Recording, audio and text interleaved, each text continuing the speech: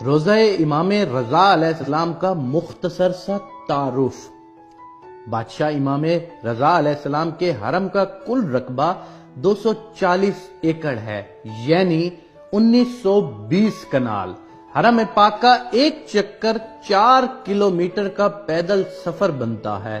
سڑک جہاں سے ختم ہوتی ہے وہاں سے حرم پاک میں داخل ہوں تو دنیا کا سب سے قیمتی پتھر لگا ہوا ہے۔ وہ گرینائٹ لگا ہوا ہے جو گرمیوں میں ٹھنڈا رہتا ہے اور سردیوں میں گرم ہوتا ہے۔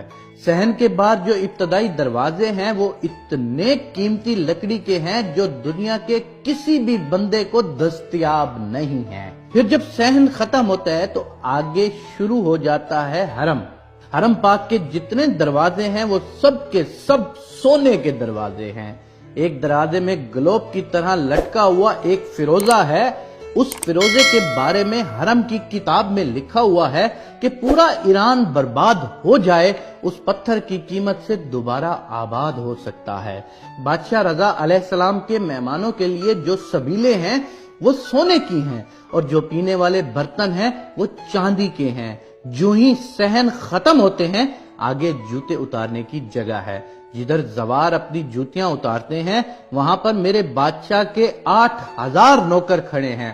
اور یاد رکھنا وہ دنیا کے کوئی عام بندے نہیں ہوتے کہ جو بے روزگار ہوں اور چلا جائے اس کام کے لیے۔ ان میں 90% لوگ ایران کی فوج سے ریٹائرڈ میجر، جنرل، کرنل اور بریگیڈیئر جیسے افیسرز ہیں۔ وہ ریٹائرمنٹ لے کر درخواست دیتے ہیں کہ ہمیں پینشن نہ دیں، بادشاہ رضا علیہ السلام کے زواروں کی جوتیاں اٹھانے کی نوکری دی جائے۔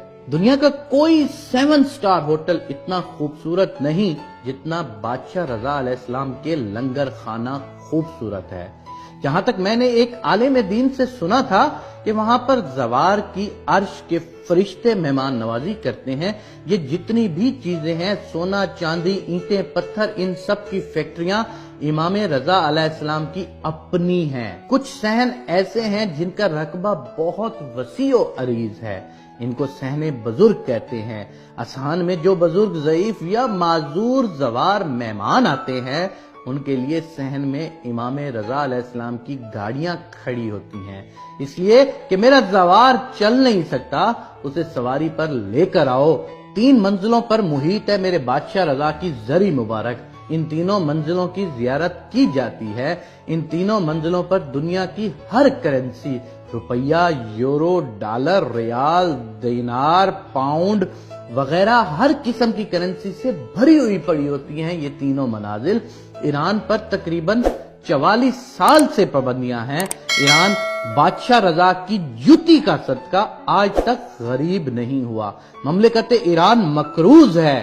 اس 8ویں امام کی لاکھوں کی تعداد میں مولا کی فیکٹریوں میں ایرانی لوگ ملازمت کرتے ہیں۔ کروڑوں گھر امام رضا کے سہارے سے پلتے ہیں۔ 4 کلومیٹر میں پارکنگ ہے جہاں پر صرف وہاں پر کام کرنے والے نوکروں کی گاڑیاں کھڑی ہوتی ہیں۔